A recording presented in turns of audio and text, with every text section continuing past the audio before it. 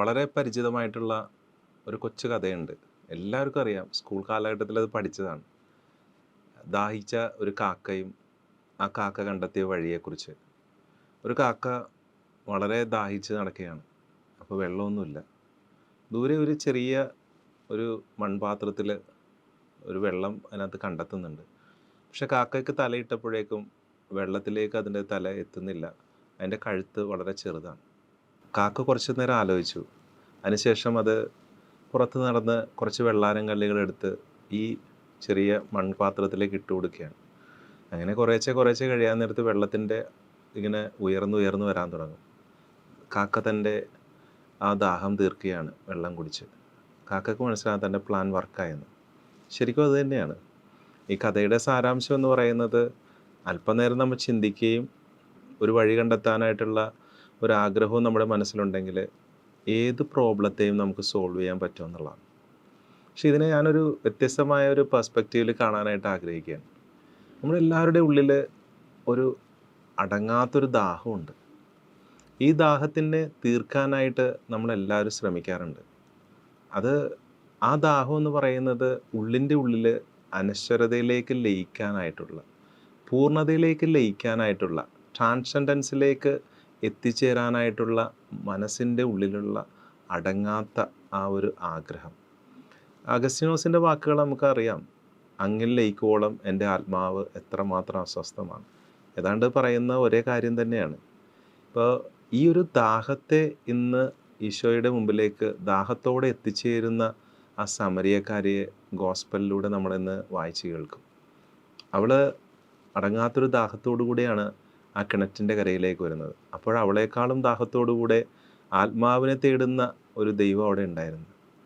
അവർ തമ്മിലുള്ള ആ സംഭാഷണവും അവർ തമ്മിലുള്ള ആ വാക്കുകളുടെ കൈമാറ്റവും വളരെയേറെ ശക്തമാണ്. യോഹന്നാൻ്റെ സുവിശേഷം 4-ാമത്തെ അധ്യായത്തിൽ പടിപടിയായിട്ട് ഈശോ അവളെ യഥാർത്ഥത്തിലുള്ളൊരു ട്രാൻസ്ഫോർമേഷനിലേക്ക് കൊണ്ടുവരുന്ന ആ വചനം യഥാർത്ഥത്തിൽ യോഹന്നാൻ തൻ്റെ വളരെ അസന്നിഗ്ധമായ രീതിയിലും വളരെ യുണീക്കായിട്ടുള്ള യോഹന്നാൻ്റെ ഒരു ദർശനത്തെ അവതരിപ്പിക്കുന്ന ഒരു സംഭവമാണത്.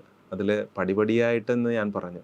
ഈശോ അവളെ അങ്ങനെയാണ് കൊണ്ടുവരുന്നത്. ആദ്യം അവൾ ഈശോയെ വിളിക്കുന്ന അഭിസംബോധന ചെയ്യുന്ന പേരുകൾ പോലും അങ്ങനെയാണ്. സർ, ഗുരു എന്നൊക്കെയാണ്. പിന്നീട് പ്രഭു എന്നുള്ള തലത്തിലേക്ക് ഈശോയെ കൊണ്ടുചെല്ലുന്നത്, ദൈവം എന്നുള്ള ഒരു സാക്ഷാത്കാരത്തിലേക്ക് പോലും ആ വ്യക്തി എത്തിച്ചേരുകയാണ് സമരിയക്കാരി സ്ത്രീ.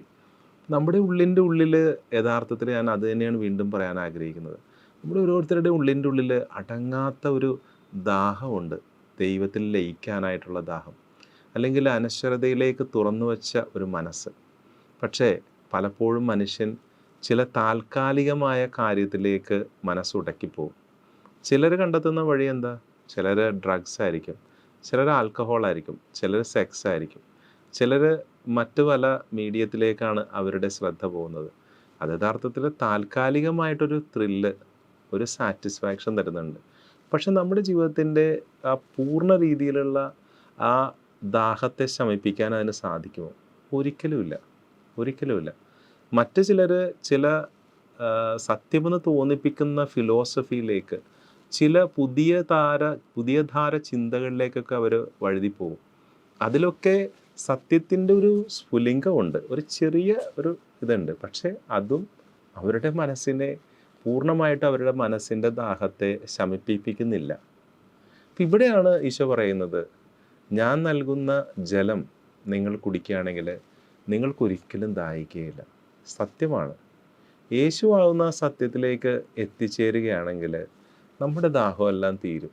ഇന്നത്തെ സുവിശേഷം നമ്മളെ ക്ഷണിക്കുന്നത് അതിലേക്കാണ്. യേശുവാകുന്ന ആ യഥാർത്ഥ ജലം നമ്മൾ ആവോളം കുടിക്കുകയാണെങ്കിൽ നമ്മുടെ ദാഹം ശമിക്കും. അത് നമ്മുടെ ദാഹത്തിൻ്റെ പൂർണ്ണമായ ശമനത്തിലേക്ക് അത് എത്തിക്കും.